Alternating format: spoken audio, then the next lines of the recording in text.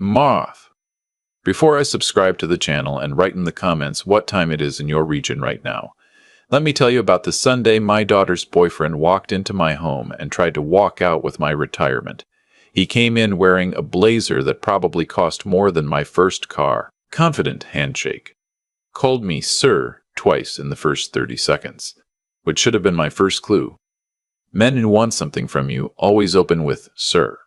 My daughter Hazel was 31. She'd spent 7 years building herself into something remarkable. Regional sales director at a logistics company, managed a team of 14, bought her own condo at 28. Her mother and I had raised her to stand on her own 2 feet, and she did. Lord, she did. The man she brought home that Sunday was named Brent. Brent Holloway. He was 43, which I already didn't love, but I kept that to myself. He had that particular kind of charm that's assembled, not natural, like he'd practiced it. Like somewhere in his past he'd figured out the exact pitch of voice and angle of smile that made people open up to him. Hazel had been seeing him for 8 months. She talked about him constantly.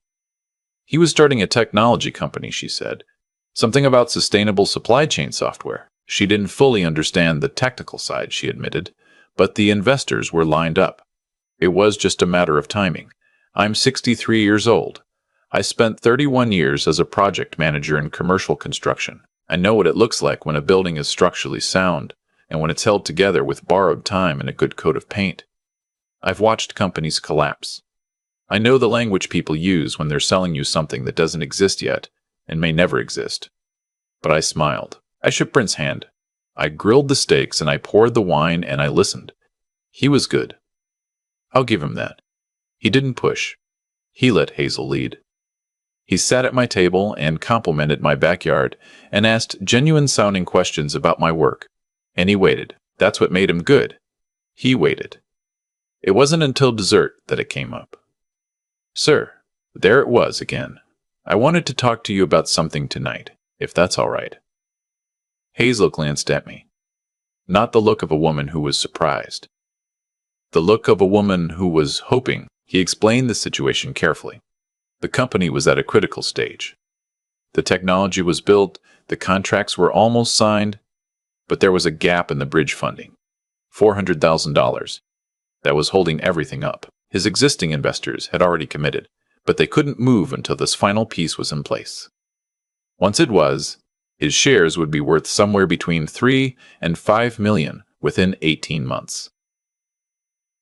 He wasn't asking me to gamble, he said. He was offering me an opportunity. Family. He used that word. Family. I took a sip of my coffee. I looked at Hazel. She was watching me with an expression I hadn't seen on her face since she was 9 years old and had broken the windshield of my truck with a baseball and was waiting to see how bad the consequences would be. I said, "Let me think about it."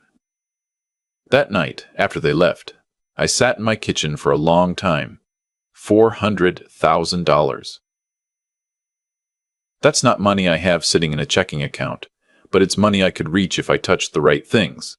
My investment accounts. The equity in this house. It's the kind of number that sounds large and targeted at the same time. Large enough to matter, not so large that it sounds insane. I'd heard a similar pitch twice in my career. Once from a subcontractor who wanted bridge funding on a project that turned out to have no permits. Once from a man at a conference who turned out to be working his 4th variation of the same fraud. The structure of what Brent described had the same architecture. The technology already exists. The contracts are almost there. The investors are ready. They just need this final piece. 18 months, 3 to 5 times return. It's a story built to close a specific kind of person. Someone who has money but not enough that losing it would be abstract. Someone with a reason to trust. In this case, love for a daughter. I didn't sleep well that night. What I kept coming back to wasn't the pitch. It was Hazel's face. She hadn't looked excited. She looked anxious. There's a difference, and I know my daughter's face. She looked like a woman sitting through something she'd agreed to, but wasn't entirely sure about anymore. So, the next morning I called her. Just to talk, I said. She came over for coffee around 10. I didn't mention Brent at first. We talked about her work, about the fall, about a television show she'd been watching. And then, gently, I asked her how things were going. Generally, she was quiet for a moment. Fine, she said. I waited. He's a good person, Dad. I'm sure he is. Another silence. He believes in this so much. And I believe in him. She was looking at her coffee cup. He's been under a lot of pressure with the funding situation. How long has the funding situation been going on? She looked up. He mentioned it to me a few months in, she said carefully. It's just been a difficult market. Has he asked you for money before? For the company? The pause was small. Half a second, maybe. But I've been reading pauses in people's faces since before she was born. He's asked me to help with some things, she said. Just bridging things, while accounts cleared. What kind of things? She set down her cup. Dad, I'm not judging, I'm asking. She told me then, not everything at once. It came out in pieces, the way things do when someone has been carrying them alone for a while, and finally finds someone safe to set them down with. The first time had been 4 months ago. A supplier payment of $11,000 that needed to clear before Brent's business account was accessible. She'd sent it. He paid her back within 2 weeks. Then $8,000 for a conference registration and travel. Investors were going to be there. Appearances mattered. He paid that back too, though it took a month. Then there was the rent situation on his apartment. A gap while a consulting payment was delayed. $6,000.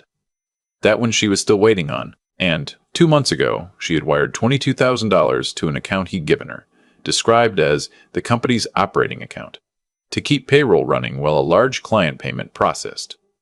That money had not come back. She said it matter-of-factly. The way you say things when you've already spent weeks convincing yourself they're fine. $47,000. Gone or still outstanding. And now he was at my table asking for $400,000 more. I kept my face very still. Hazel, I said, look at me. She did. Do you have a single piece of documentation for any of this? Contracts, promissory notes, anything in writing? She looked at the table. He doesn't like to make it feel transactional, she said quietly. Between us. I nodded slowly. Okay, I said. I need you to trust me for the next few weeks. Can you do that? I have a friend named George who retired 3 years ago from the State Attorney General's office, Financial Crimes Division. We play golf badly together every other Saturday and have for 15 years. I called him that afternoon. I didn't lay it out as a formal complaint. I just described the situation the way you'd describe a car that's making a noise you can't identify. Here are the symptoms. What do you think? George was quiet for a moment when I finished. How long has your daughter been in this relationship? 8 months. How much has she given him? $47,000 that I know of. And now he's asking me for $400. Has she confronted him about the money that hasn't come back? He says it's coming. The big payment is always 2 weeks away. George said, that's a technique. Keep the target emotionally invested and financially extended while the ask escalates. The $47,000 is proof of concept. The $400,000 is the real score. He told me what to do, not officially. He was careful about that. But he told me what to look for, what to preserve, and who to call. Over the next 10 days, I did my research quietly. Brent Holloway's company was registered in Delaware, which means almost nothing. The website was professional but thin. No client names, no case studies, just language about disruption and sustainable logistics. The investors he'd named Hazel were real people. But when I tracked down 2 of them through LinkedIn and reached out carefully, neither had any relationship with Brent or his company. The address on his business registration was a mail forwarding service. I found 3 women in 3 different states who had similar stories, connected through a Facebook group for people who had been defrauded by investment scams. One had given him $60,000.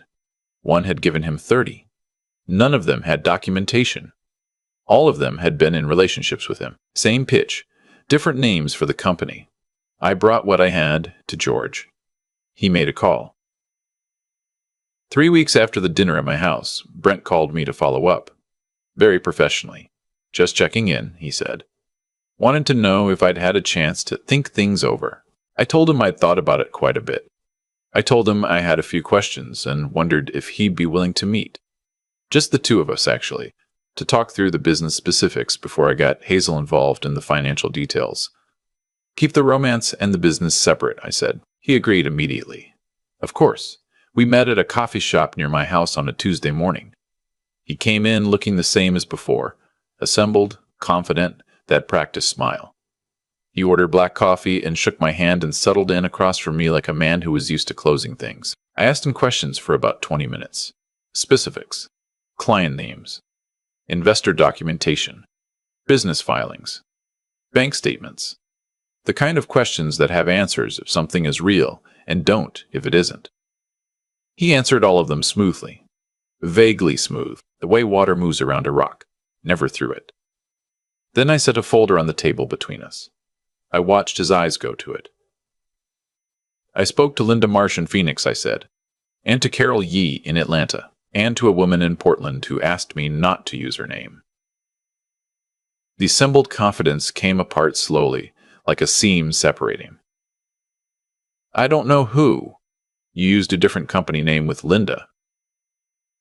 With Carol, it was a medical device startup, different industry, same structure, same timeline, same account number on the wire instructions.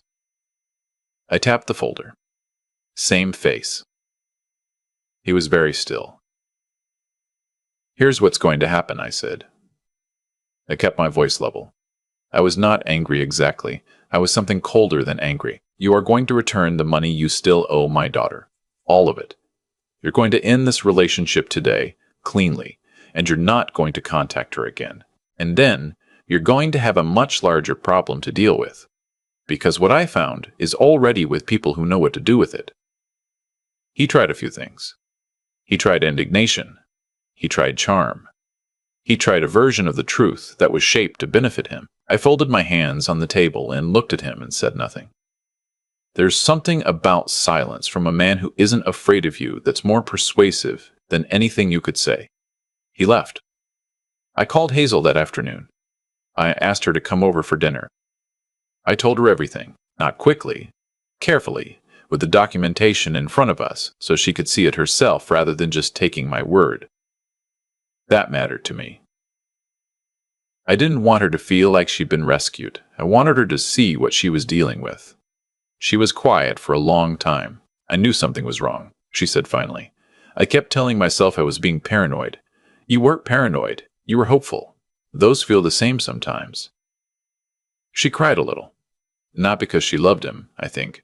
She was already past that. She cried because of the $47,000 and the 8 months of her life and the particular humiliation of being a smart woman who got taken anyway. Smart people get taken, I told her. That's the whole point. He didn't pick you because you were naive. He picked you because you had resources and because you cared about him. That's not a flaw. That's just being human. She stayed for dinner, and we watched an old movie, and she fell asleep on the couch like she used to when she was a kid, and I covered her with the quilt her grandmother made and turned off the lamp. Brent Holloway was arrested 4 months later. Federal wire fraud charges. Multiple counts across 3 states. The women I had spoken to were part of it. There were 2 others I hadn't found. The investigation had already been building before I made contact. What I provided, George told me, helped connect the cases in a way that made prosecution cleaner. He's facing 12 to 20 years. The $47,000 my daughter lost is gone. There's a civil judgment that means essentially nothing unless he has assets no one's found yet. She knows that. She made peace with it. What she has instead is her name not on a list of victims who gave $400,000. She has her condo and her career and her clarity back. She has Sunday dinners where the man across the table from her doesn't want anything except to see her well. She's been seeing someone new for about 4 months now. He's 34, teaches high school history, drives a 10-year-old Honda, and apologizes when he's 20 minutes late. He brought potato salad to the last cookout and asked me about my time in construction and listened like he actually wanted to know. He's never called me sir. I think he's going to be fine. I've been thinking a lot lately about what people reveal when they think they're winning. Brent walked into my home with a rehearsed handshake and a blazer and a story built to close. He had done it before. He would have done it again. And what strikes me, looking back, isn't that he tried, it's that he almost succeeded. Not with me. But he had already succeeded with my daughter for 8 months. And that's the part that stays with me. Hazel is one of the sharpest people I know. She built her career from nothing, manages a team twice her age, reads a room faster than most people read a page. And she still handed $47,000 to a man who had constructed a version of himself designed specifically to earn that trust. I don't say that to embarrass her. I say it because I think people need to hear it plainly. Intelligence is not armor. It never was. The people who run these cons don't target the naive. They target the capable. Because the capable have more to take and are too proud. At first, to admit they've been fooled. What Brent understood, and what people like him always understand, is that trust is built through consistency, not character. He paid back the first loan, and the second. He was patient. He let the relationship develop its own gravity before he applied real pressure. That's not charm, that's calculation. And the difference matters because charm you can enjoy and discard. Calculation, once you see it for what it is, changes how you look at every interaction that came before it. The thing I keep coming back to is this. The truth was always there. Hazel knew something was wrong. She used the word herself. She kept thinking she was being paranoid. But paranoia and perception aren't the same thing. And somewhere along the way she had been taught, the way a lot of us get taught, that trusting her own discomfort was less important than being fair to someone she loved. That's not a character flaw. That's what happens when you care about a person and don't want to be the one who assumed the worst. What I hope she carries forward isn't suspicion. Suspicion is exhausting and it poisons everything. What I hope she carries forward is the willingness to ask a question twice, to notice when an answer moves around the thing you actually asked, to understand that a person who discourages documentation in a relationship isn't protecting the romance, they're protecting themselves. I spent 31 years in construction. The buildings that fall down aren't always the ones that look unstable. Sometimes they're the ones that were built fast, with good materials on the surface and shortcuts underneath, by someone who knew exactly how long they needed to hold before they walked away. You learn to look at the foundation. You learn to ask who built it, how, and why it needs to close this week. Those same questions work everywhere. Brent is facing federal charges. The money Hazel lost is probably gone, and she gets up every morning, goes to work, manages her team, and is slowly, quietly rebuilding the part of herself that took the hit. That's not a small thing. That's the whole thing, actually. Not the arrest, not the judgment, not any of the courtroom details. The whole thing is a person deciding that what happened to them will inform them and not define them. I covered her with her grandmother's quilt that night. She fell asleep on my couch. She didn't ask me to fix anything. She just needed to be somewhere safe while she figured out what came next. That's the only job I ever really had.